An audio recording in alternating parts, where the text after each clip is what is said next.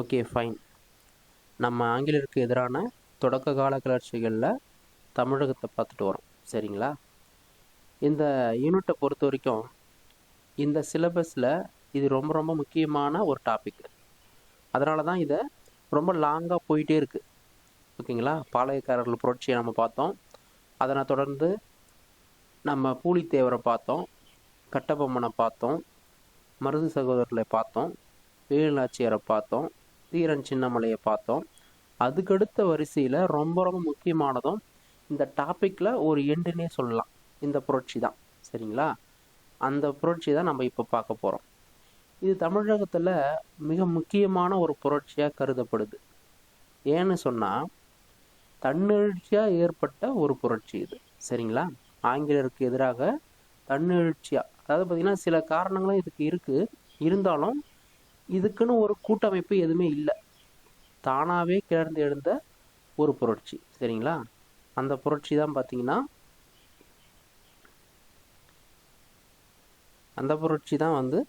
வேலூர் கழகம். சரிங்களா? வேலூர் கழகம் ரொம்ப முக்கியமான ஒரு டாபிக். இந்த வேலூர் கழகத்தை பொறுத்த வரைக்கும் நடந்த காலகட்டம் பார்த்திங்கன்னா 1806. சரியா? ஓகே. தமிழ்நாட்டில் வட ஆற்காடு மாவட்டம், தென் ஆற்காடு மாவட்டம் தான் பின்னாடி இருந்தது. ஆனால் இப்போ தான் என்ன ஆயிடுச்சு, நிறைய டிஸ்ட்ரிக்ஸ்லாம் பிரிச்சுட்டாங்க. அதெல்லாம் வந்து தனித்தனியாக பிரித்து நிறைய பேரால் இன்றைக்கி ஒவ்வொரு மாவட்டமாக இருக்குது. சரிங்களா? அப்போது இந்த காலகட்டத்தில் 1805 1806 காலகட்டத்தில் தமிழ்நாட்டில் வட ஆற்காடு, தென் ஆற்காடு போன்ற மாவட்டங்கள்லாம் இருந்துச்சு. அந்த வட ஆற்காடு மாவட்டத்துடைய தலைநகர் தான் எது? வேலூர். சரிங்களா? ஓகே ஓகே சில முக்கியமானதை பார்ப்போம். 1792 ஏற்கனவே திப்பு சுல்தான் கூட ஒரு பிரச்சனை ஏற்பட்டதை நம்ம பார்த்துருப்போம். இந்த பிரச்சனையால் சேலம், திண்டுக்கல், வருவாய் மாவட்டங்களை வந்து இவங்க வந்து கப்பமாக பெற்றுட்டாங்க. யார்? கம்பெனி. 1792 நடந்த திப்பு சுல்தானோடு ஏற்பட்ட போரின் காரணமாக சேலம், திண்டுக்கல் போன்ற வருவாய் மாவட்டங்கள்லாம் இங்கே தான் அதிகமான வருவாய்கள் வந்து கிடைச்சது அவருக்கு, திப்பு சுல்தானுக்கு. அதை வந்து கம்பெனியில் போரிட்டு தோற்று போனதால் இந்த வருவாய் மாவட்டங்களை கம்பெனிக்கு வந்து கொடுக்க வேண்டிய நிலைமை திப்பு சுல்தானுக்கு வந்தது. அது மட்டும் இல்லாமல் 1799 ஆங்கில மைசூர் போர்னு சொல்லுவோம் இல்லையா, அந்த ஆங்கில மைசூர் போரில் கோவையும் இணைச்சிக்கிறாங்க கம்பெனி படை. சரிங்களா? கோவையும் வந்து இணைச்சிக்கிறாங்க. அது மட்டும் இல்லாமல் 1798 சமயத்தில் தஞ்சையோடைய அரசர் தன்னுடைய இறையாண்மையை கம்பெனிக்கு கொடுத்துட்டார். அதாவது நிர்வாகம் பண்ண முடியல. அது மட்டும் இல்லாமல் கிளர்ச்சி ஏற்படுது, கம்பெனிக்கிட்ட அடிபணிஞ்சிட்டார். அதனால் அந்த இறையாண்மையை விட்டு கொடுத்தது மட்டும் இல்லாமல் கப்பமும் செலுத்திட்டு வர்றார், வரியும் செலுத்தினார். சரிங்களா? ஓகே. நம்ம கடந்த காலத்தில் பார்க்குறோம் கட்டபொம்மனுடைய எதிர்ப்பு 1799, மருது சகோதரர்களுடைய எதிர்ப்பு 1801 காலகட்டம். இந்த விஷயங்களை நம்ம முன்னாடியே நம்ம பார்த்துட்டோம். சரிங்களா? இதெல்லாம் கம்பெனி அரசு ஒடுக்கிடுச்சு. அது மட்டும் இல்லாமல் இந்த பிரச்சனைகள்லாம் முடிஞ்ச பிறகு கம்பெனி என்ன செய்யுது? எப்போவே பார்த்துருப்போம், ஆற்காடு நவாப் வந்து ஒரு முக்கியமான ஒரு விசுவாசி கம்பெனிக்கு. சரிங்களா?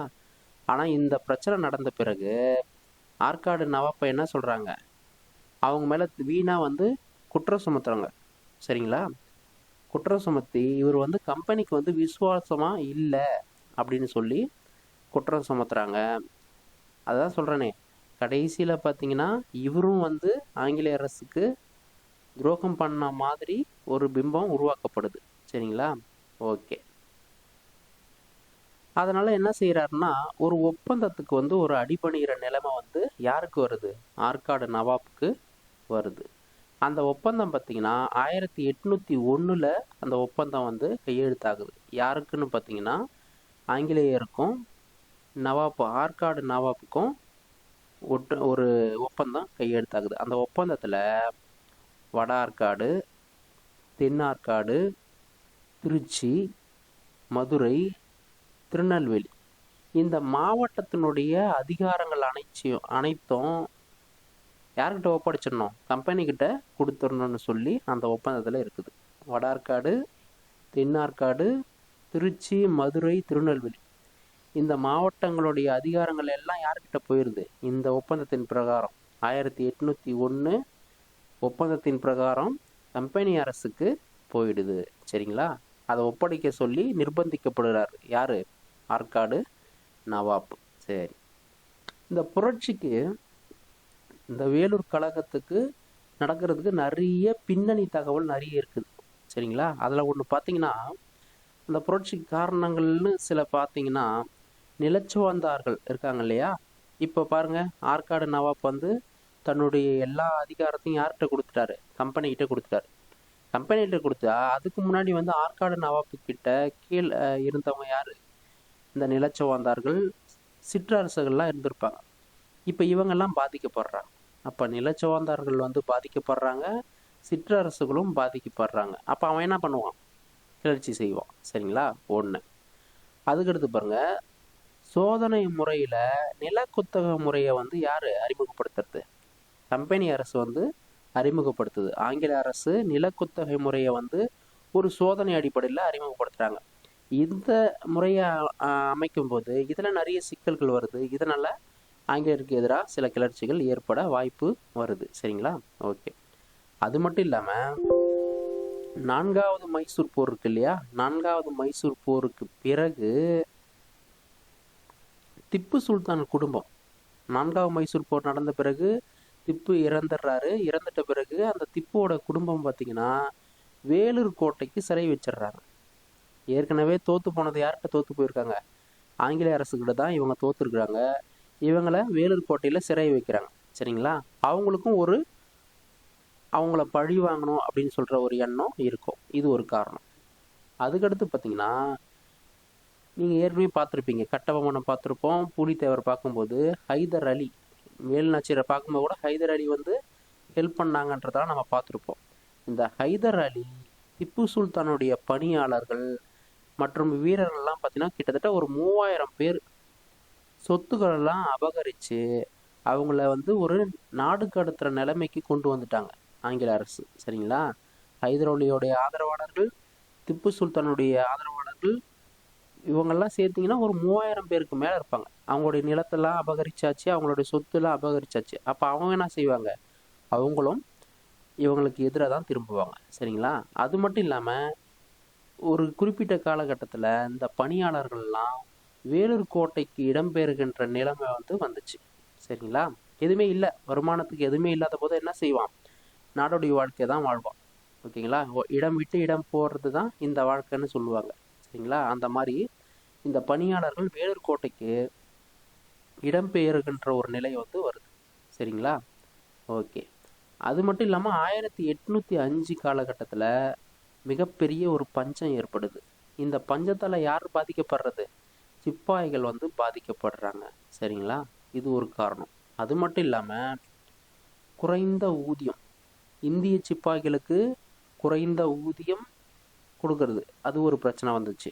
விவசாயங்கள் வந்து பாதிக்கப்பட்டுச்சு. அது மட்டும் இல்லாமல் இந்திய வீரர்களுக்கு பதவி உயர்வுலையும் ஊதியத்திலையும் வந்து பார்த்திங்கன்னா பாகுபாடு காட்டப்பட்டது. சரிங்களா? இதனாலையும் ஒரு சில பிரச்சனைகள் வந்தது. ஓகே. இதில் மூல காரணங்கள் அப்படின்னு சொல்லி பார்க்கும்போது இந்த பாளையக்காரர்கள் வழி வந்தார்கள் இல்லையா? அந்த பாளையக்காரர்கள்லாம் யார்கிட்ட தோற்று போனாங்க? கம்பெனி அரசுக்கிட்ட தோற்று போனாங்க. அவங்களுக்கும் ஒரு பகை உணர்வு இருந்தது. அவங்களும் தமிழ் கன்னடம் பேசுகின்றவர்களும் இவர்களுக்கு எதிராக வந்து செயல்பட ஆரம்பித்தாங்க. சரிங்களா? ஓகே.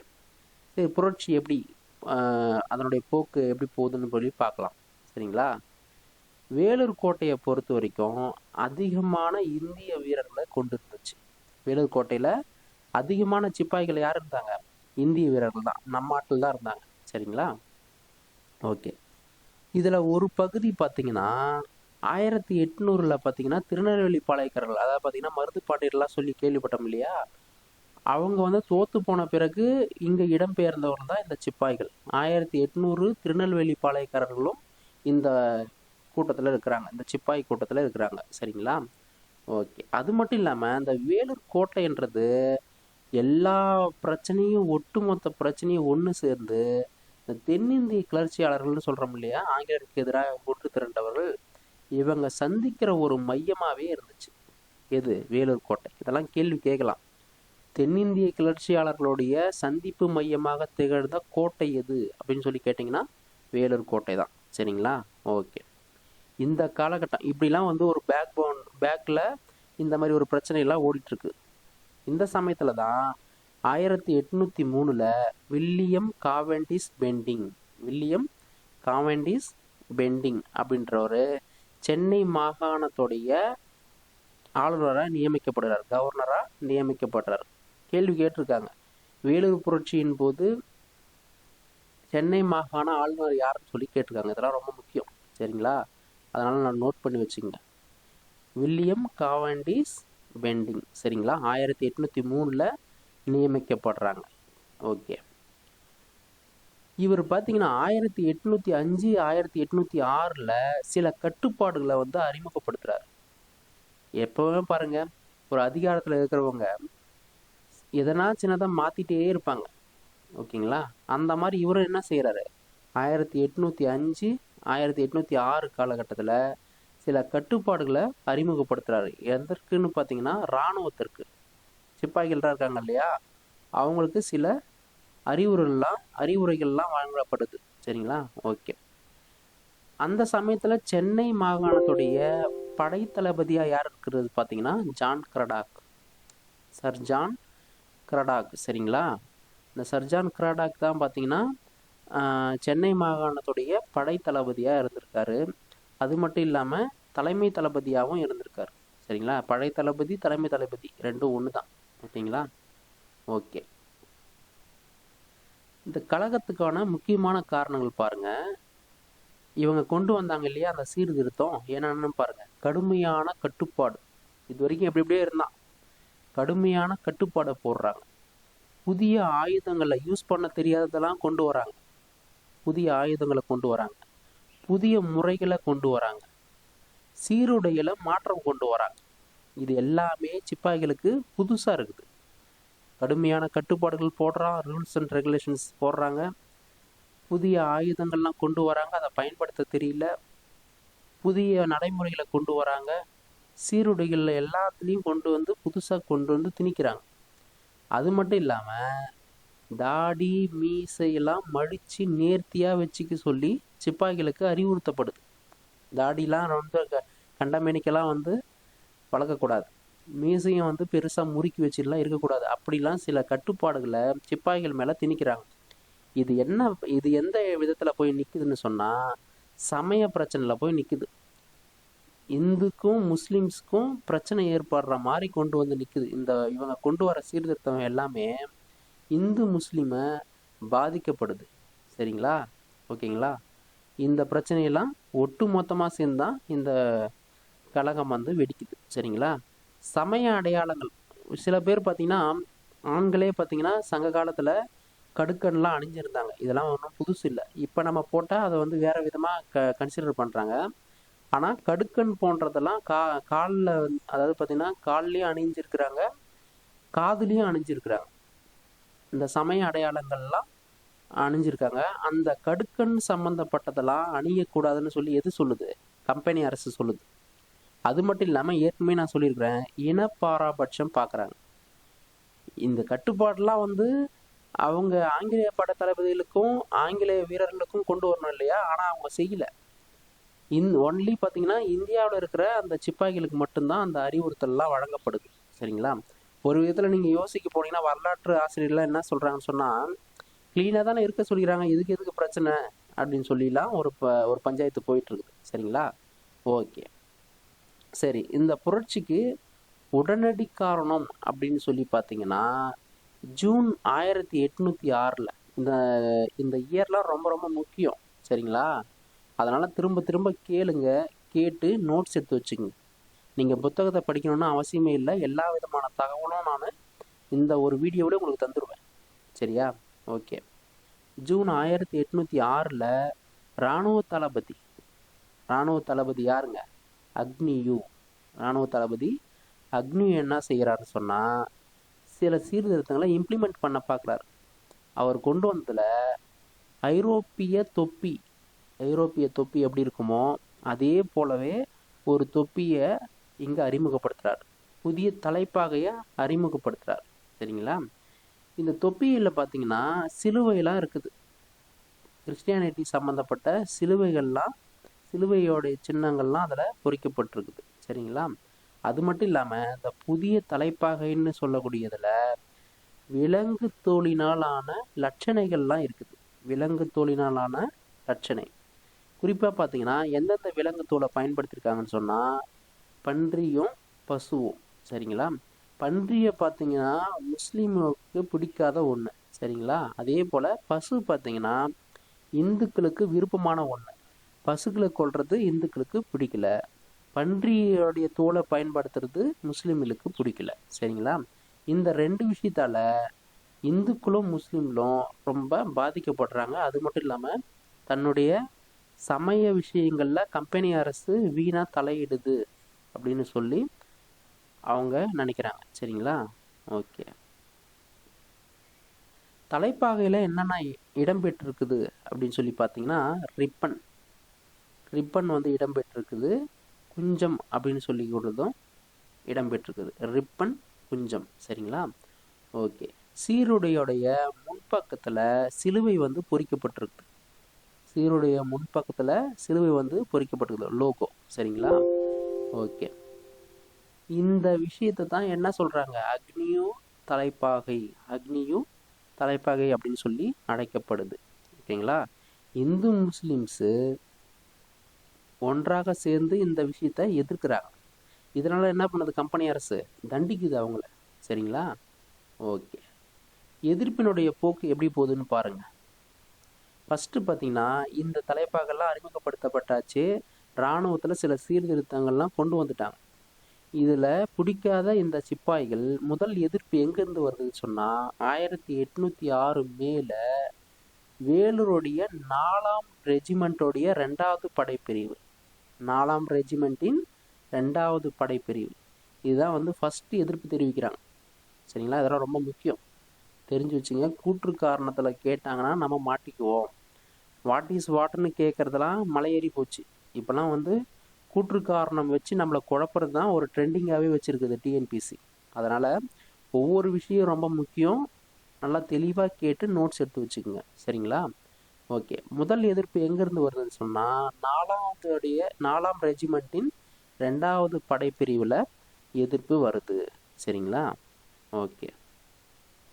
இந்த புதிய தலைப்பாகையை வந்து அணிய அவங்க மறுக்கிறாங்க. அந்த அணிய மறுத்த விஷயத்த அந்த படை முகாமுக்குன்னு ஒரு தளபதி இருப்பார். அவர் தான் பார்த்தீங்கன்னா கவர்னர் ஃபான்கோர்ட். ஓகேங்களா? கவர்னர் ஃபான்கோர்ட். இந்த ஃபான்கோர்ட்டுக்கு தெரியப்படுத்துகிறாங்க. ஓகேங்களா? அதுலேயும் சில நல்லவர்கள் இருப்பாங்க இல்லையா, நாங்கள்லாம் வந்து அணிஞ்சுக்கிறோம், இவங்கெல்லாம் வந்து எதிர்ப்பு தெரிவிக்கிறாங்கன்னு சொல்லி அந்த தளபதியான கவர்னர் ஃபான்கோர்ட்டுக்கு தெரியப்படுத்துகிறாங்க. சரிங்களா? அப்போ அவர் என்ன செய்கிறாருன்னு சொன்னால் இந்த 4வது ரெஜிமெண்ட்டோடைய 2வது பிரிவை 19வது குதிரைப்படை பிரிவு இருக்கு இல்லையா, அவங்கள வந்து கண்காணிக்க சொல்கிறார். 19வது பிரிவு படை பிரிவை தான் வந்து இவங்களை கண்காணிக்க சொல்லி நியமிக்கிறார். சரிங்களா? அது மட்டும் இல்லாமல் இந்த 4ஆம் ரெஜிமெண்ட்டோடைய 2வது படைப்பிரிவுக்கு பதிலாக 23வது ரெஜிமெண்ட் 2வது பிரிவு இவர்களை வந்து நியமிக்கிறாங்க. அவங்கள பதிலாக இவங்க போகிறாங்க. ஏன்னா பிரச்சனையை நம்ம தடுத்துடணும் அப்படின்னு சொல்லிட்டு இவங்களுக்கு பதிலாக இவங்களுக்கு பொறுப்பு வழங்குறாங்க. சரிங்களா? கிட்டத்தட்ட எதிர்ப்பு தெரிவித்தாங்க இல்லையா, 21 வீரர்கள் இருக்காங்க. அந்த 21 வீரர்களில் 10 பேர் முஸ்லீம்ஸ், 11 பேர் இந்துக்கள். இந்த 21 பேரும் தண்டிக்கப்படுறாங்க. எப்படி தண்டிக்கிறாங்க, தலா ஒருத்தருக்கு பார்த்தீங்கன்னா கிட்டத்தட்ட 500லேருந்து 900 கசையடி 500லேருந்து 900 கசையடிகள் வந்து கொடுக்கப்பட்டு பணி நீக்கமும் செய்யப்படுகிறாங்க. அந்த சிப்பாய்கள் என்ன பண்ணுறாங்க, பணி நீக்கமாக தண்டனையும் கொடுத்தாச்சு, பணி நீக்கமும் செய்யப்படுகிறாங்க. ஓகேங்களா? ஓகே. ஏற்கனவே நம்ம பார்த்துருப்போம், திப்பு சுல்தான் வந்து தோற்ற பிறகு மைசூர்லேருந்து வேலூருக்கு வந்து அவங்க சிறை வைக்கப்படுறாங்க, திப்புவோடைய குடும்பம். அந்த திப்புவோடைய குடும்பத்துடைய மூத்த மகன் பேர் தான் பார்த்தீங்கன்னா பதி ஹைதர். சரிங்களா? பதி ஹைதர் ஞாபகம் வச்சுங்க. பதி ஹைதர் கம்பெனிக்கு எதிராக ஒரு கூட்டமைப்பை ஏற்படுத்துறதுக்கு அவர் முயல்றார். ஏன்னு சொன்னால் தன்னுடைய தந்தையை வந்து அவங்க வந்து தோக்கடிச்சாங்க இல்லையா ஆங்கிலேய அரசு. அந்த பகை உணர்வு இவருக்குள்ள இருந்துகிட்டே இருக்கு. சரிங்களா? அதனால ஒரு கூட்டமைப்பை ஏற்படுத்தலாம் அப்படின்னு சொல்லி அவர் நினைக்கிறார். அதனால யார் யாருக்கெல்லாம் உதவி கேட்குறாரு பார்த்தீங்கன்னா மராத்தியர்கள், பிரெஞ்சுக்காரர்களுக்கெல்லாம் வந்து கூட்டமைப்பு ஏற்படுத்துறதுக்கு முயற்சி செய்கிறாரு. சரிங்களா? பதே ஹைதர் பார்த்தீங்கன்னா ரகசிய தகவல்லாம் எங்கேருந்து யார்கிட்டருந்து வாங்கிக்கிறாருன்னு சொன்னால் முகமது மாலிக் அப்படின்னு சொல்லிட்டு ஒருத்தர் இருக்கார். முகமது மாலிக் இதெல்லாம் ரொம்ப முக்கியங்க. பதே ஹைதர் வந்து ரகசிய தகவல்கள் வந்து யாருடைய உதவியின் மூலமாக பெற்றுக்கொண்டாருன்னு சொல்லி பார்த்தீங்கன்னா முகமது மாலிக். சரிங்களா? நம்மளாம் வந்து பார்த்திங்கன்னா ரொம்ப முக்கியமானதை பார்த்துறேன்னு சொல்லிட்டு இந்த மாதிரி சின்ன சின்ன விஷயத்த மிஸ் பண்ணிட்டு போயிடுவோம். ஆனால் நான் திரும்ப திரும்ப சொல்கிறேன், வாட் இஸ் வாட்னு இப்போலாம் வர்றதில்ல, கூற்று காரணமாக தான் கேட்குறாங்க. அதனால் நீங்கள் தெளிவாக இப்போ எல்லா விஷயத்தையும் கொஞ்சம் தெரிஞ்சு வச்சுக்கிறது நல்லது. 2 முறை பாருங்கள், ஹிஸ்ட்ரி தானே. 2 முறை 3 முறை வந்து இந்த வீடியோவை நீங்கள் திருப்பி பார்த்தீங்கன்னா கூட உங்களுக்கு புரிஞ்சிடும். ஓகேவா? நீங்கள் புத்தகத்தை போய் புரட்டி பார்க்கணுன்னு அவசியமே இல்லை. உங்களுக்கு எல்லாத்தையும் தொகுத்து தான் இங்கே கொடுத்துருக்குறேன். சரியா? ஓகே. இதில் திட்டம் தீட்டுனதில் இந்த வேலூர் புரட்சிக்கு ஒரு திட்டம் தீட்டுறாங்க. ஒரு புரட்சி பண்ணியே ஆகணும்னு சொல்லி ஒரு திட்டம் தீட்டுறாங்க. அந்த திட்டம் தீட்டுறதுல முக்கியமான நபர்கள் யாருங்க? பதே ஹைதர் ஒருத்தரும் மொய்சுதீன் அப்படின்றவரும் இருக்கார்.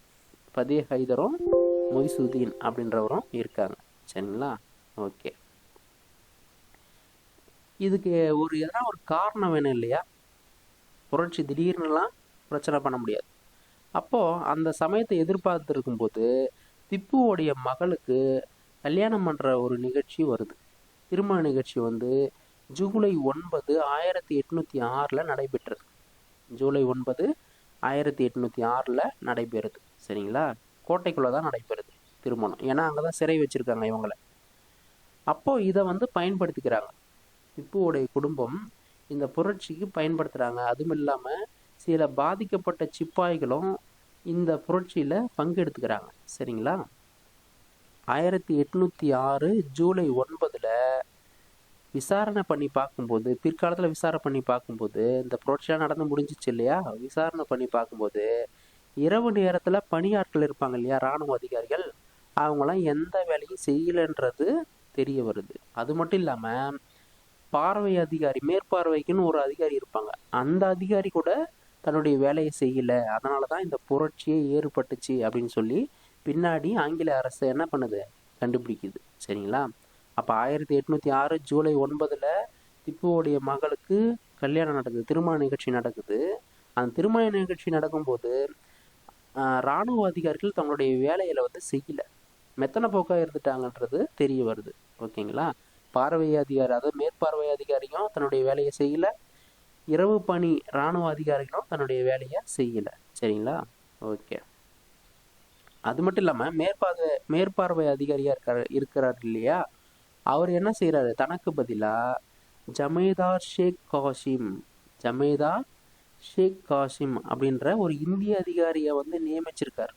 ஜமேதார் ஷேக் காசிம் ஏற்கனவே திட்டம் போடுறதுக்கு இது ஒரு வாய்ப்பு இன்னும் ரொம்ப பிரகாசமாக போச்சு. ஏன்னா இந்திய அதிகாரியை வந்து அவர் பொறுப்பாக நியமிச்சுட்டு போயிட்டார், ஏற்கனவே இருந்தவர். ஓகேங்களா?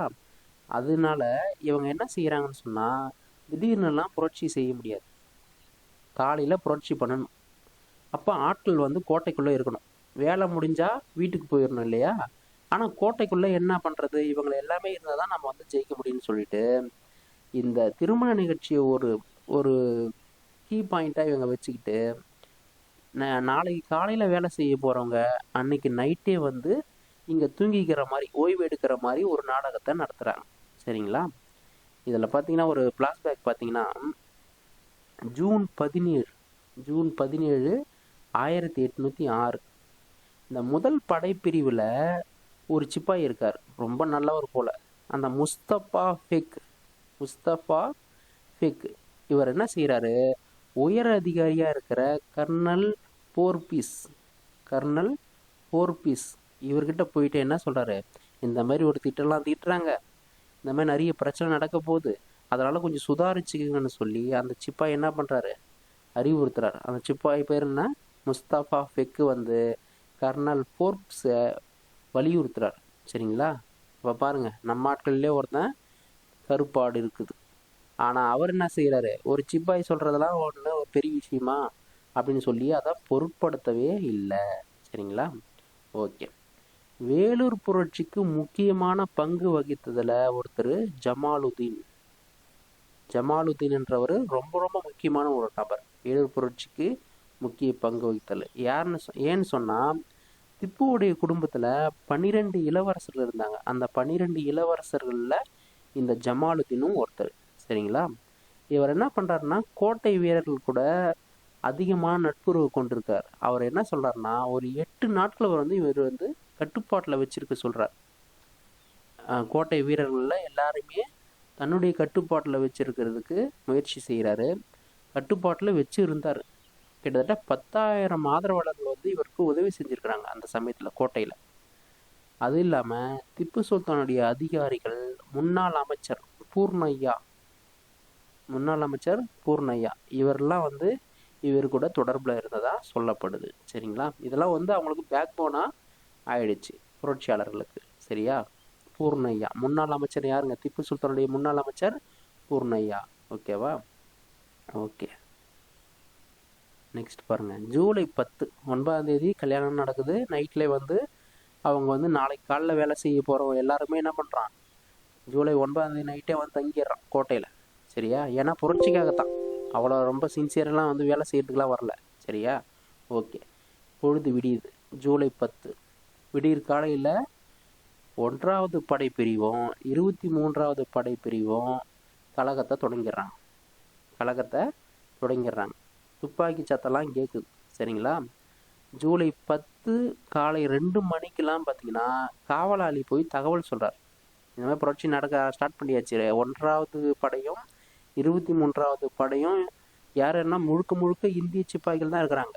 இவங்க 2 படையும் வந்து புரட்சியை தொடங்கிட்டாங்க. ஜூலை 10 காலையில் 2 மணி அளவில் காவலாளி போய் தகவல் தெரிவிக்கிறார். யாருக்குன்னு சொன்னால் கார்பரல் பியர்ச்ன்ற ஒருத்தர் இருக்கார். அவர்கிட்ட போயிட்டு தகவல் சொல்கிறாங்க, இந்த மாதிரி பிரச்சனை நடக்குதுன்னு சொல்லி. துப்பாக்கி சத்தமும் கேட்குது. சரிங்களா? துப்பாக்கி சத்தமும் கேட்குது. கார்பரல் வந்து அதை தடுக்க முயற்சி பண்ணுறாரு, கார்பரல் பியர்ச்சு. ஆனால் அவர் காயமடைஞ்சிட்றார். சரிங்களா? அதுவும் இல்லாமல் ஐரோப்பியர்கள் எல்லாருமே அந்த சமயத்தில் கோடை காலத்தால் அந்த வெப்பத்தெல்லாம் தணிக்கிறதுக்காக ஜன்னலை திறந்து வச்சுட்டு தூங்கிட்டு இருக்கிறான். எல்லாரும் ஐரோப்பியர்கள் எல்லாம் குடியிருப்புகள்லாம் அங்கே தானே இருக்குது. அவங்க எல்லாம் ஜன்னலை திறந்து வச்சுட்டு தூங்குறான். காரணம் என்னன்னு சொன்னால், கோடை காலம் வெப்பம் வந்து தணிக்கிறதுக்காக திறந்து வச்சு தூங்குறான். இதை வந்து என்ன பண்ணுறாங்க, சிப்பாய்கள்லாம் தன்னுடைய வசதியை பயன்படுத்திக்கிட்டாங்க. எல்லாம் ஜன்னல் வழியாகவே சுட்டு தள்ளுறாங்க. ஐரோப்பியர்கள் நிறைய பேர் கொல்லப்படுகிறார்கள். குடிசைக்கு தீ வைக்கிறான். ஜன்னல் வழியாக துப்பாக்கி சூடு நடத்துகிறாங்க. ரொம்ப சௌகரியமாக போச்சு. அவனுங்க வந்து ஜன்னல்லாம் வந்து ஓப்பன் பண்ணிட்டு தூங்குறது இந்த சிப்பாய்களுக்கு ரொம்ப சாதகமாக போச்சு. சரிங்களா? கம்பெனி வீரர்களும் எதிர்த்து சண்டை போடுறானுங்க. சண்டை போடும்போது 2 பக்கம் கடுமையான பிரச்சனை நடக்குது. இதில் ஃபஸ்ட்டு ஒரு அதிகாரி வந்து கொல்லப்படுறார். அந்த அதிகாரி பேர் பார்த்தீங்கன்னா கர்னல் பான்கோர்ட். இவர் தான் வந்து படையை வந்து வழி நடத்தியவர். ஓகேங்களா? முதல் பலி வந்து எல்லாம் கேட்டிருக்காங்க. முதல் பலி யார், 2வது பலி யார், அதுக்கப்புறம் வந்து வரிசைப்படுத்த சொல்லிலாம் கேட்டிருக்காங்க. சரிங்களா? அதனால் ரொம்ப தெளிவாக பார்த்துக்குங்க. முதல் பலி பார்த்தீங்கன்னா கர்னல் பான்கோர்ட். படையை வந்து வழி நடத்தி போனவரே இவர் தான். பிரச்சனை நடக்கும்போது கோட்டையில் வந்து பிரச்சனை நடக்குது, அதை வழி நடத்திட்டு போகிறது யார், கர்னல் பான்கோர்ட். இவரையும் வந்து துவம்சம் பண்ணிடுறாங்க. சரிங்களா? 2வது பார்த்தீங்கன்னா கர்னல் மிக்கோரல்ன்றவர் 2வதாக இறந்து போயிறார். அவர் வந்து 23வது படையோடைய தலைவர். சரிங்களா? ஓகே. மேஜர் ஆம்ஸ்ட்ராங்னு ஒருத்தர் இருக்கார். இவர் பார்த்தீங்கன்னா உள்ளூர் வீரர்கள் இருக்காங்க இல்லையா, 16ஆம் காலாட்படை குதிரைப்படைன்னு சொல்லுவோம் இல்லையா, அதுபோல் 16வதோடைய காலாட்படையோடைய தலைவர் தான் யாருங்க, மேஜர் ஆம்ஸ்ட்ராங். இந்த மேஜர் ஆம்ஸ்ட்ராங் என்ன பண்ணுறாருன்னா, துப்பாக்கி சத்தம் அவருக்கு கேட்குது. துப்பாக்கி சத்தம் எங்கே கேட்குறாருன்னு சொன்னால், இவர் அந்த துப்பாக்கி சத்தம்லாம் கேட்கும்போது கோட்டைக்கு வெளியில் பல்லாக்கில் போயிட்டுருக்கிறார் இவர். ஆனால் சத்தம் கேட்குது, துப்பாக்கி சத்தம் கேட்குது. அதுக்கப்புறம் பிரச்சனை வந்து தெரிய வருது இவருக்கு. தெரிய வரும்போதெல்லாம் ஒரு பொண்ணும் இல்லை, இவரும் வந்து தொட்டா பாஞ்சு இறந்துடுறார். சரிங்களா? அப்போது மேஜர் ஆம்ஸ்ட்ராங்கும் இறந்துடுறார். ஓகே. ஒரு மணி நேரத்தில்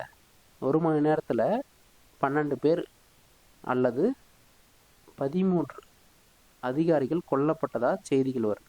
ஓகேங்களா? 12 இல்லைன்னா 13. ஒரு சில புத்தகங்களில் 12ன்னு இருக்குது, தகவல் இருக்குது. ஒரு சில புத்தகங்களில் 13ன்னு இருக்குது. சரிங்களா? கிட்டத்தட்ட 12 இல்லைன்னா 13 அதிகாரிகள் ஒரு மணி நேரத்திலேயே கொல்லப்படுறாங்க. 82 கீழ்நிலை இராணுவ வீரர்கள் இறந்து போகிறாங்க. கீழ்நிலை இராணுவ வீரர்கள்லாம் இறந்து போகிறாங்க. கிட்டத்தட்ட 91 பேர் காயமடைகிறாங்க. சரிங்களா? முக்கிய அதிகாரிகள்லாம் இறந்துருக்குறாங்க. அந்த முக்கிய அதிகாரிகளில் பார்த்தீங்கன்னா லெப்டினன்ட் எல்லி, லெப்டினன்ட் பாப்ஹோம், லெப்டினன்ட் எல்லியும் லெப்டினன்ட் பாப்ஹோம் இவங்க ரொம்ப முக்கியமானவங்க. ஏன்னு சொன்னால் இவங்க பார்த்தீங்கன்னா பிரிட்டிஷ் மன்னருடைய படைப்பிரிவை சார்ந்தவங்க. கம்பெனியோடைய படை கிடையாது, பிரிட்டிஷோடைய அரசாங்கத்துடைய அதிகாரப்பூர்வ படைப்பிரிவு தலைவர்கள் இவங்கலாம். சரிங்களா? அது ரொம்ப பெரிய விஷயமா ஆயிடுச்சு. கம்பெனி மேலே கை வச்சோட பரவாயில்ல, பிரிட்டிஷ் அரசாங்கத்தை கை வச்ச மாதிரியே மாறிடுச்சு. சரிங்களா? ஓகே. இந்த புரட்சி நடக்கும்போது நம்ம சிப்பாய்கள்லாம் இருக்காங்க இல்லையா, சிறப்பாக செயல்பட்டவங்களாம் இருக்காங்க இல்லையா, 1வது படைப்பிரிவும் 23வது படைப்பிரிவும் இந்த புரட்சியில் பங்கெடுத்தா நம்ம பார்த்துருக்குறோம். அந்த படைப்பிரிவில் ரொம்ப சிறப்பாக செயல்பட்டவங்க யாருன்னு சொன்னால், முதல் படைப்பிரிவில் முதல் பட்டாளம் 2 சுபேதார்கள் ரொம்ப சிறப்பாக செஞ்சுருக்காங்க. அதில் ரொம்ப முக்கியமாக சொல்ல போனால் ஜமேதார் ஷேக் காசிம் எந்த படைப்பிரிவை சார்ந்தவர்னு சொன்னால் முதல் படைப்பிரிவை சார்ந்தவர். சரிங்களா? கொஷின் கேட்டுட்டு இருக்காங்க. ஓகே. அதே போல் 23ஆம் படையும் வந்து பிரச்சனையில் ஈடுபட்டுச்சுன்னு சொன்னோம் இல்லையா, கிளர்ச்சி செஞ்சாங்கன்னு சொல்லி. 23வது படைப்பிரிவு 2வது பட்டாளம். அதில் முக்கியமான ஆட்கள் பார்த்தீங்கன்னா சுபேதார் ஷேக் ஆடம், ஷேக் ஹமீது, ஜமேதார் ஷேக் ஈசைன். ஓகேவாங்களா? இவங்க எல்லாம் ரொம்ப முக்கியமான ஆட்கள். சுபேதார் ஷேக் ஆடம், ஷேக் ஹமீது, ஜமேதார் ஷேக் ஈசைன். ஓகேங்களா? இவங்கெல்லாம் ரொம்ப முக்கியமானவங்க, 23வது படைப்பிரிவை சார்ந்தவங்க. சரிங்களா? கூற்று காரணத்தில் மாற்றி மாற்றி கொடுத்துட்டு சரியாக தவறான்னு கேட்குறதுக்கு நிறைய வாய்ப்பு இருக்குது. சரி, புரட்சி இங்கே மட்டும்தான் இருந்துச்சா? எதிரொலிச்ச இடங்கள்லாம் என்னென்னு சொல்லி பார்க்கும்போது வேலூர் புரட்சி இங்கே மட்டும், வேலூரில் மட்டும் நடக்கலை, அதை தாண்டி சில இடத்துங்களுக்கு பரவுச்சு. பெல்லாரி, வாலாஜாபாத், ஹைதராபாத், பெங்களூர், நந்திதுர்கம், சங்கரி துர்கம், பாளையங்கோட்டை. சரிங்களா? பெல்லாரி, வாலாஜாபாத், ஹைதராபாத், பெங்களூர், நந்திதுர்கம், சங்கரி துர்கம், பாளையங்கோட்டை, இந்த இடத்துக்கெல்லாம் புரட்சி வந்து பரவுச்சு. சரிங்களா? ஓகே. பெரிய பிரச்சனை நடக்குது. 1வது படைப்பிரிவும் 23வது படைப்பிரிவும் அட்டாக் பண்ணுறாங்க கோட்டையில். அப்போது ஒரு காலகட்டத்தில் அந்த ஆங்கிலேய அரசு அங்கே வந்து ஓடுகின்ற நிலைமைக்கு மாறிடுச்சு. கோட்டையெல்லாம் மூடிடுறாங்க. பதே ஹைதர் இருக்கார் இல்லையா, திப்பு சுல்தானுடைய மூத்த மகன், புதிய ஆட்சியாளராக ஆயிடுறார். ஏன்னா அவங்கள அறிவிக்கிறாங்க, புரட்சியாளர்கள் வந்து அவர் அரசனாக வந்து அறிவிக்கிறாங்க. ஆங்கிலேயருடைய கொடி வந்து இறக்கிடுறாங்க. புலி உருவம் பொறித்த திப்பு சுல்தானுடைய கொடி வந்து ஏற்றப்படுது. ஓகேங்களா? ஜெயிச்சிட்டாங்க. கோட்டையில் சிப்பாய்கள் வந்து ஆங்கில அரசை ஜெயிச்சிட்டாங்க. சரிங்களா? ஓகே. இந்த கொஷின் கேட்டிருக்காங்க. ஆங்கில கொடி இறக்கப்பட்டு எந்த உருவம் பொறித்த திப்பு சுல்தானுடைய கொடி ஏற்றப்பட்டது அப்படின்னு சொல்லி பார்த்தீங்கன்னா புலி உருவம். சரிங்களா? ஓகே. இப்போ பிரச்சனை கை மீறி போயிடுச்சு. கழகத்தை எப்படி அடக்குறாங்கன்னு போய் பாருங்கள். சரிங்களா? ஓகே. வெளியில் மேஜர் கூட்ஸ்னு ஒருத்தர் இருக்கார். மேஜர் கூட்ஸ் என்ன செய்கிறாரு, ராணிப்பேட்டைக்கு போகிறார். ரொம்ப வேகமாக போகிறார் ராணிப்பேட்டைக்கு. மேஜர் கூட்ஸ் என்ன செய்கிறாருன்னா கடிதம் ஒன்று எழுதுறார். யாருக்குன்னா கேப்டன் ஸ்டீவன்சன் கடிதம் எழுதி கேப்டன் ஸ்டீவன்சன் கிட்ட கொடுத்து அனுப்புறதாகவும் ஒரு சில புத்தகங்களில் தகவல் கொடுத்துருக்குறாங்க. அது மட்டும் இல்லாமல் ஒரு சில புத்தகங்களில் இவரே நேரடியாக போயிட்டு கில்லஸ்பி அப்படின்றவரை சந்திச்சதாகவும் சொல்கிறாங்க. சரிங்களா? 14 மைல் தூரம் இருக்குது இவர் ராணிப்பேட்டைக்கு விரைந்து போகிறாரு. ஒரு 14 மைல் தூரம் உடையதாக சொல்கிறாங்க. சரிங்களா? ஓகே. கடிதத்தை எழுதி கேப்டன் ஸ்டீவன்ஸ் கிட்ட கொடுத்து அனுப்புறதாகவும் ஒரு தகவல் இருக்குது. யார்கிட்ட கொடுக்குறாங்க? ஆனால் தகவல் யார்கிட்ட போய் சேரணும்? கர்னல் ஹில்லஸ்பி அப்படின்றவர்கிட்ட போய் சேரணும். ஹில்லஸ்பி பொறுத்த வரைக்கும் அவர் 25 கிலோமீட்டர் தொலைவில் இருக்கிறார். ஹில்லஸ்பின்னா யாருன்னு பார்த்தீங்கன்னா ஆற்காட்டினுடைய குதிரைப்படை தளபதி. ஆற்காட்டினுடைய குதிரைப்படை தளபதி. சீக்கிரமாக அவர்கிட்ட போய் நம்ம அந்த விஷயத்த சொல்லணும்னு சொல்லிட்டு யார் அந்த தகவல்லாம் கொண்டு போயிட்டு சேர்க்குறாங்க. காலை 6 மணி அப்படின்னா 7 மணி அளவில் தகவல் வந்து யாருக்கு வந்து சேருது? ஹில்லஸ்பிக்கு வந்து சேருது. அவர் என்ன செய்கிறாருன்னா கேப்டன் எங்கில் இந்த கேப்டன் எங்கிலோடைய தலைமையில் குதிரைப்படை எத்தனாவது பிரிவுன்னு பார்த்தீங்கன்னா 19வது படைப்பிரிவை கூட்டிக்கிட்டு யார் போகிறதுங்க? ஹில்லஸ்பி வந்து கோட்டையை நோக்கி புறப்படுறாரு. கிட்டத்தட்ட 9 மணி அளவில் கர்னல் ஹில்லஸ்பி வந்து எங்கே அடையிறாரு? கோட்டையை வந்து அடையிறாரு. சரிங்களா? அது மட்டும் இல்லாமல் இவருக்கு துணையாக பார்த்தீங்கன்னா லெப்டினன்ட் வுட் ஹவுஸ் இவர் வந்து 7ஆம் படைப்பிரிவு. இவங்களும் கூட வராங்க. மீதி படையை வந்து பின்தொடர வைக்கிறாங்க. நாங்கள் 2 படை போகிறோமா, நீங்கள் பின்னாடி வாங்க அப்படின்னு சொல்லிட்டு மீதி படையை பார்த்தீங்கன்னா கர்னல் கென்னடி இவருடைய தலைமையில் 3வது படை பின்னாடி வருது. இவங்க ஒரு 10 மணிக்கு வந்து சேர்றாங்க. சரிங்களா? அப்போ ஹில்லஸ்பி வந்து எத்தனை மணிக்கு கோட்டையை வந்து அடைந்தார்னு சொல்லி கேள்வி கேட்டிருப்பாங்க. 9 மணி. சரிங்களா? அதை பின்தொடர்ந்து தான் இப்போ பின்னாடி வர இந்த கர்னல் கென்னடியோட தலைமை வந்து பார்த்திங்கன்னா 10 மணிக்கு வந்து அடையிறதா சொல்லியிருக்கிறாங்க. சரிங்களா? ஓகே. அது மட்டும் இல்லாமல் லெப்டினன்ட் பிளாகிஸ்டன் அப்படின்னு சொல்கிறவர் 19வது குதிரைப்படை தளபதி. லெப்டினன்ட் பிளாகிஸ்டன்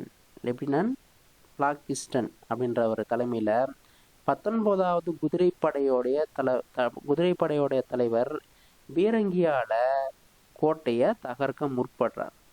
சரிங்களா? கோட்டையோட கதவை தகர்க்கிறார். கேப்டன் ஸ்கெல்டன் என்ன செய்கிறாருன்னா இந்த லெப்டினன்ட் பிளாகிஸ்டன் இருக்கார் இல்லையா, லெப்டினன்ட் பிளாகிஸ்டன் இவர் வந்து பீரங்கியை வச்சு கோட்டையை உடைக்கிறாரு. கோட்டையை உடைச்ச பிறகு என்ன செய்கிறாரு? கதவு உடைக்கப்படுது. கதவு உடைச்சா கேப்டன் ஸ்கெல்டன் தலைமையில் குதிரைப்படை வந்து உள்ள நுழையுது. சரிங்களா? கிட்டத்தட்ட 15 நிமிடத்தில் கழகத்தை ஒடுக்கிடுறான். 15 நிமிஷம் தான். 2 மணிலும் சண்டை போட்டுக்கிறான். 2 மணிலும் சண்டை போட்டு திப்பு சுல்தானுடைய பையனை வந்து அரசனாக மாற்றி கொடியை இறக்கி கொடியை ஏற்றி எல்லா வேலையும் செஞ்சுட்டாங்க. ஆனால் அதற்கு பிறகு வந்த அந்த ஆங்கிலேய படைகள் 15 நிமிஷத்தில் இந்த கழகத்தை ஒடுக்கிட்டாங்க. சரிங்களா? ஒடுக்கிட்டாங்க. சரிங்களா? இதில் கிட்டத்தட்ட பார்த்தீங்கன்னா 113 ஐரோப்பியர்கள் வந்து இறந்து போயிருக்காங்க. 350 சிப்பாய்கள் வந்து கொல்லப்பட்டிருக்கிறாங்க. சரிங்களா? 113 ஐரோப்பியர்கள் இறந்துருக்கிறாங்க. 350 சிப்பாய்கள் கொல்லப்பட்டிருக்கிறாங்க. ஓகேவா? ஓகே. இந்த கழகத்தினுடைய விளைவுகள்லாம் என்னன்னு சொல்லி பார்த்தீங்கன்னா புதிய நடைமுறைகள்லாம் கொண்டு வந்தாங்க இல்லையா, அந்த புதிய நடைமுறைகள் சீருடையில் நடைமுறைகள்லாம் கொண்டு வந்தாங்க இல்லையா, இதெல்லாம் நீக்கிடுறாங்க, கேன்சல் பண்ணிடுறாங்க. சரிங்களா? திப்பு குடும்பம் பார்த்தீங்கன்னா வேலூர்லேருந்து கல்கத்தாவுக்கு கடத்திடுறாங்க. இவங்களால தான் பிரச்சனையாக வந்துச்சுன்னு சொல்லிட்டு வேலூர் கோட்டையிலேருந்து கல்கத்தாவுக்கு கடத்திடுறாங்க. கிட்டத்தட்ட 6 ஆண்டு சிறை தண்டனை கொடுக்குறாங்க அவங்களுக்கு. சிறைவாசம் தான் 6 வருஷமும். ஏற்கனவே சிறையில் தான் இருக்கிறான் அவன். அது மட்டும் பத்தாதுன்னு சொல்லிட்டு 6 ஆண்டுகள் அங்கேயும் கல்கத்தாவிலையும் சிறை வைக்கப்படுறாங்க. சரிங்களா? அது மட்டும் இல்லாமல் சரியாக வந்து நிர்வாகம் செய்யலை அப்படின்னு சொல்லி வில்லியம் காவெண்டிஸ் பெண்டிங் பதவி நீக்கம் செய்யப்படுறார். கர்னல் ஹில்லஸ்பி இருக்கார் இல்லையா, கழகத்தை ஒடுக்குனவர், அவருக்கு 7000 பகோடா கொடுத்துருக்குறாங்க, வெகுமதி கொடுத்துருக்குறாங்க.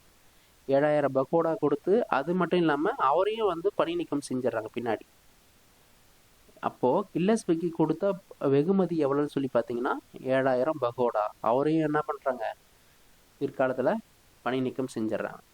அக்னியும் சொன்னேன் இல்லையா, தலைப்பாகை கொண்டு வந்தார் சொன்னேன் இல்லையா, அந்த அக்னியும் நீக்கம் செஞ்சிடறாங்க.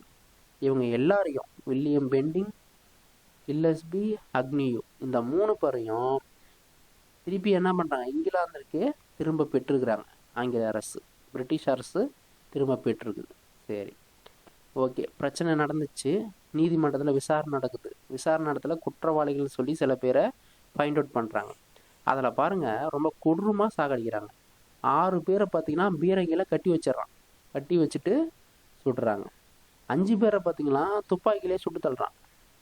8 பேரை தூக்கில் போடுறாங்க. இந்த மாதிரி கொடுமையான தண்டனைகள்லாம் நிறைவேற்றப்படுது. சரிங்களா? ஓகே, இதெல்லாம் ஜஸ்ட்டு தெரிஞ்சு வச்சுங்க. திரும்பவும் சொல்கிறேன், கூற்று காரணத்தில் மாட்டிக்குவீங்க. சரிங்களா? கூற்று காரணத்தில் மாட்டிக்குவீங்க. 6 பேர் பீரங்கியில் கட்டி வச்ச நிலையில் சுடப்படுறாங்க. 5 பேர் துப்பாக்கியால் சுடப்படுறாங்க. 8 பேர் தூக்கிலிடப்படுறாங்க. சரிங்களா? ஓகே. ஏன் தோல்வி அடைஞ்சிச்சு? வேலூர் கழகம் வந்து ரொம்ப ஆக்கப்பூர்வமாக போயிட்டு கோட்டையை கைப்பற்றினா கூட ஏன் தோல்வி அடைஞ்சிச்சின்னு சொல்லி பார்த்தீங்கன்னா, இந்திய படையை வந்து வழி நடத்துறதுக்கு சரியான தலைமை இல்லை. அது மட்டும் இல்லாமல் ஆங்கிலேயருடைய பிரித்தாளும் கொள்கையை இதுக்கு ஒரு முக்கியமான காரணம்னு சொல்கிறாங்க. ஏன்னா விசுவாசிகள் வந்து குறைவு. நம்ம ஆட்கள் வந்து பணத்துக்காக எது ஒன்றா செய்வான், நிறைய பேர் போட்டு கொடுத்துட்றான். சரிங்களா? இதுவும் ஒரு காரணம். அது மட்டும் இல்லாமல் வேலூர் புரட்சி நடக்கும்போது அவ்வளோ பெருசாக உள்நாட்டு கிளர்ச்சி இல்லை. வெளியெல்லாம் எங்கெங்கேயோ பரவுதுன்னு நம்ம சொல்கிறோம் இல்லையா? ஆனால் அந்த அளவுக்கு பரவலை, ஒரு மக்களிடையே ஒரு கிளர்ச்சி ஏற்படலை. சரிங்களா? ஓகே, சில மேற்கோள்லாம் நம்ம பார்க்கலாம். வேலூர் கழகத்தை ஒட்டி இருக்கிற மேற்கோள்கள் யார், எந்தெந்த தலைவர்லாம் என்னென்ன சொல்லியிருக்காங்கன்னு பார்க்கலாம். 1806 வேலூர் கழகம் 1857 நடைபெற்ற முதல் இந்திய சுதந்திர போரின் முன்னோடி. முதல் இந்திய சுதந்திர போரினுடைய முன்னோடி. 1857 பெரும்புரட்சி, அது மிகப்பெரிய பெரும்புரட்சி. அது நம்ம பின்னாடி பார்க்கலாம். இந்த 1857 நடந்த அந்த பெரும்புரட்சிக்கு இந்த 1806 நடந்துச்சு இல்லையா அந்த வேலூர் கழகம், இதுதான் முன்னோடி அப்படின்னு சொன்னவர் யாருன்னு சொன்னால் வி.டி. சவார்கர். ஓகேங்களா? வி.டி. சவார்கர். ஓகே. புதிய தலைப்பாகையை அணிவதற்கு விருப்பம் இல்லாத உணர்வு வீரர்களிடையே மிக பலவீனம் என்று நம்பியவர் யாருங்க? Governor William Bentinck. அவர் என்ன நினைக்கிறார்? வில்லியம் பெண்டிங் என்ன நினைக்கிறார்? ஃபர்ஸ்ட் இந்த விதிமுறைலாம் கொண்டு வரும்போது ரொம்ப பேர் எதிர்ப்பெல்லாம் தெரிவிக்க மாட்டாங்க, பலவீனமானவர்கள் அவங்க அப்படின்னு சொல்லி ஒரு தப்பு கணக்கு இவர் போட்டார். அதுதான் இங்கே சொல்லியிருக்காங்க. புதிய தலைப்பாகையை அணிவதற்கு விருப்பமில்லாத உணர்வு வீரர்களிடையே மிக பலவீனம் அப்படின்னு நம்பினவர் யாருங்க? William Bentinck. ஓகே. 800க்கு மேற்பட்ட உடல் கோட்டைக்கு வெளியே எடுத்து செல்லப்பட்டது அப்படின்ற ஒரு தகவலை யார் சொல்றாரு? ஜே பிளாக்கிஸ்டன். ஓகேங்களா? ஜே பிளாக்கிஸ்டன் என்றவர் என்ன சொல்றாரு? 800க்கு மேற்பட்ட உடல் கோட்டைக்கு வெளியே எடுத்து செல்லப்பட்டது அப்படின்னு சொல்லி ஜே பிளாக்கிஸ்டன் சொல்றாரு. 378 பேர் சிறை வைக்கப்பட்டதா சொல்றாரு. யாரு? W.J. வில்சன். 378 பேர் சிறை வச்சிருக்காங்க அப்படின்னு சொல்லிட்டு ஜே வில்சன் ஒரு தகவலை சொல்றாரு. ஓகே. வேலூர் கழகம் 1857 நடந்த புரட்சிக்கு வழிவகுத்தது அப்படின்ற கருத்தை மறுத்தவர் யாரு அப்படின்னு சொல்லி பார்த்தீங்கன்னா கே பிள்ளை. ஓகேங்களா? இந்த புரட்சிலாம் போயிட்டு 1857 புரட்சிக்கெல்லாம் வழிவகுத்துலாம் சொல்லக்கூடாது, அது தவறு அப்படின்னு சொன்னவர் யாருங்க? கே பிள்ளை. ஓகே. இந்திய விடுதலைக்கு தமிழ்நாடு தான் முன்னோடி அப்படின்னு சொன்னவர் யாரு? என் சஞ்சீவி. சஞ்சீவின்றவர் என்ன சொல்றாரு? இந்திய விடுதலைக்கே தமிழ்நாடு தாங்க முன்னோடி அப்படின்னு சொல்லி என் சஞ்சீவி சொல்றார். காலனி ஆதிக்கத்தை எதிர்த்து மருது பாண்டியர்கள் நடத்தினாங்க இல்லையா ஒரு போராட்டம், அந்த போராட்டத்தினுடைய தொடர்ச்சி தான் இந்த வேலூர் கழகம் அப்படின்னு சொல்லி யார் சொல்றது? ராசையன் அப்படின்றவர் சொல்றார். மருது பாண்டியர்கள் நடத்தினாங்க இல்லையா அந்த போராட்டத்தினுடைய தொடர்ச்சி தாங்க வேலூர் கழகம் அப்படின்னு சொல்லி சொல்றவர் யாரு? ராசையா. சரிங்களா? ஓகே. சரி, சில பொதுவான கருத்துக்களை நம்ம பார்ப்போம். சில பேர் பார்த்துருப்பாங்க இல்லையா, இந்த பிரச்சனை நடக்கும்போது கண்ணால் கண்டவர்கள் இருக்காங்க இல்லையா, அவங்க என்ன சொல்கிறாங்கன்னா கோட்டைக்குள்ளே ஒரு 800 பேர் சேர்த்து கிடக்குறான். கோட்டைக்கு வெளியே ஒரு 600 வீரர்கள் வந்து விசாரணைக்காக நிறுத்தப்பட்டிருக்கிறாங்க அப்படின்றத நேரில் கண்டவர்கள் சொல்கிறாங்க. சரிங்களா? 200 பேர் உள்ளே வந்து பிணமாக இருக்குது, 600 வீரர்கள் வந்து விசாரணைக்கு எதிர்நோக்கி இருக்கிறாங்க, அவங்களுக்கு தண்டனையும் கிடைக்க போகுது அப்படின்றதையும் சொல்கிறாங்க. சரிங்களா? ஓகே. கில்லஸ்பியோடைய ஆட்கள் என்ன செய்கிறாங்கன்னா, கில்லஸ்பி தான் பார்த்தீங்கன்னா கழகத்தை ஒடுக்குனாரு.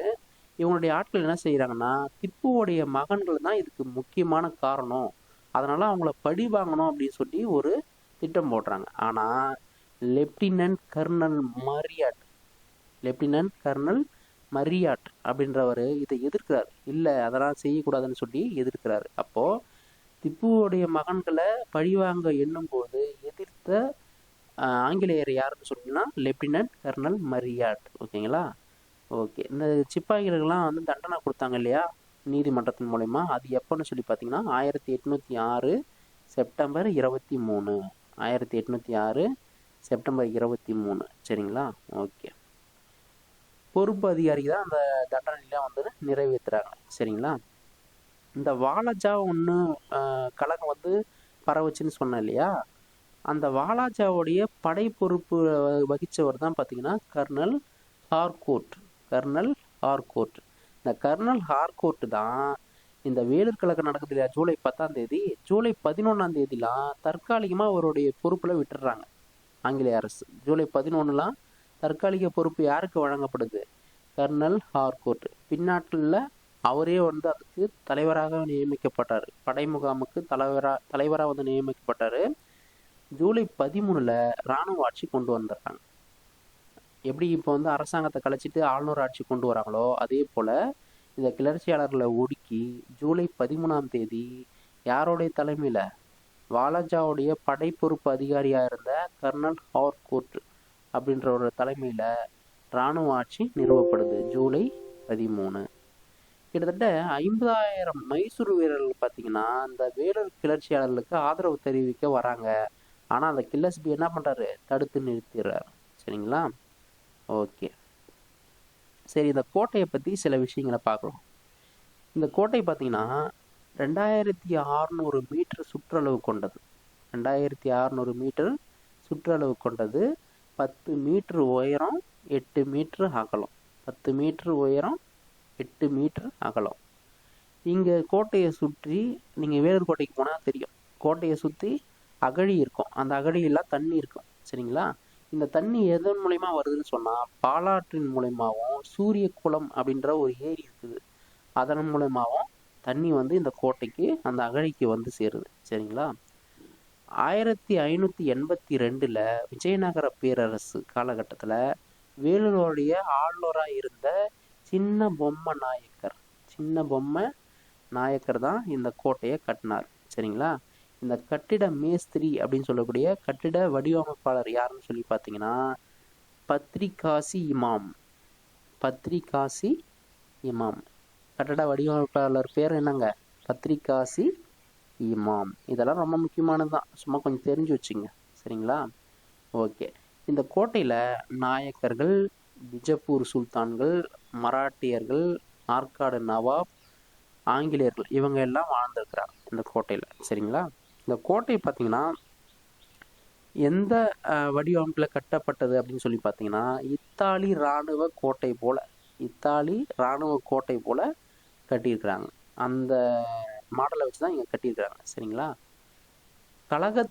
கழகம் நடக்கும்போது திப்பு குடும்பம் வந்து சிறை வச்சாங்க இல்லையா, அந்த இடத்துக்கு பேர் திப்பு மகால்.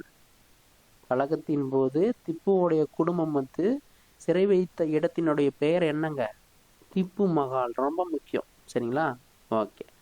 இந்த திப்பு மகால் தான் இப்போ என்னவா இருக்குதுன்னு சொல்லி பார்த்தீங்கன்னா தமிழ்நாடு காவல்துறையோடைய பயிற்சி விடுதியாக இருக்குது. சரிங்களா? அது மட்டும் இல்லாமல் 2006 தமிழ்நாடு அரசு 200வது கழகம் வந்து கொண்டாடினாங்க. 2006 பார்த்தீங்கன்னா 200 வருஷம் கம்ப்ளீட் ஆகுது இந்த கழகம் நடந்து. அதை சிறப்பிக்கும் விதமாக தமிழ்நாடு அரசு ஒரு சிறப்பு ஏற்பாட்டை செஞ்சுது. சரிங்களா? ஹைதர் மஹால், திப்பு மஹால், பேகம் மஹால், பாதுஷா மஹால் இதெல்லாம் வந்து இந்த கோட்டைக்குள்ளே இருக்குது. சரிங்களா? இதுதான் ரொம்ப முக்கியமான வேலூர் கழகத்தை பற்றிய சில முக்கியமான தகவல்கள். சரிங்களா? இது எல்லாத்தையும் நீங்கள் 1க்கு 2 முறை நீங்கள் இந்த வீடியோவை பார்த்தீங்கன்னாவே போதுமானது. நீங்கள் புத்தகத்தை போய் வாசிக்கணும்னு அவசியம் இல்லை. ஓகேங்களா? ஹிஸ்ட்ரியை பொறுத்த வரைக்கும் மனப்பாடம் பண்ணக்கூடாது, டேட்டாஸ் வரக்கூடிய இடத்துல மட்டும்தான், இயர்ஸ் வரக்கூடிய இடத்துல மட்டும்தான் நீங்கள் மனப்பாடம் செய்யணும். மீதி எல்லாம் கான்செப்டை நீங்கள் தெளிவாக தெரிஞ்சுக்கணும். கான்செப்டை நீங்கள் தெளிவாக தெரிஞ்சுக்கிட்டு படிச்சிட்டிங்கன்னு சொன்னால் எக்ஸாம் வந்து நம்ம அட்டன் பண்ணும்போது எப்படிப்பட்ட பிரச்சனை நம்மளுக்கு வந்தாலும், அவங்க எப்படி தான் கொஷின் கொடுத்தாலும் நீங்கள் அதை ஈஸியாக உங்களால் ஹேண்டில் பண்ண முடியும். சரிங்களா? அதனால் ரொம்ப முக்கியமாக இருக்கிற டாபிக்ஸ்லாம் கரெக்டாக படிச்சுக்கோங்க. ரொம்ப டிலே பண்ண வேணாம். சரிங்களா? நம்மளுக்கு டைம் இருக்குதுன்னு சொல்லிவிட்டு காலத்தை நீங்கள் தள்ளி போட வேணாம். நீங்கள் ரிவிஷன் பண்ணுறதுக்கு ரொம்ப யூஸ்ஃபுல்லாக இருக்கும் இப்போ படிச்சிட்டிங்கன்னா. சரிங்களா? ஓகே, தேங்க்யூ ஃபார் வாட்சிங். கண்டினியூவாக படிங்க. வெற்றி நமக்கு பக்கம்தான் இருக்குது. சரிங்களா? Okay, thank you.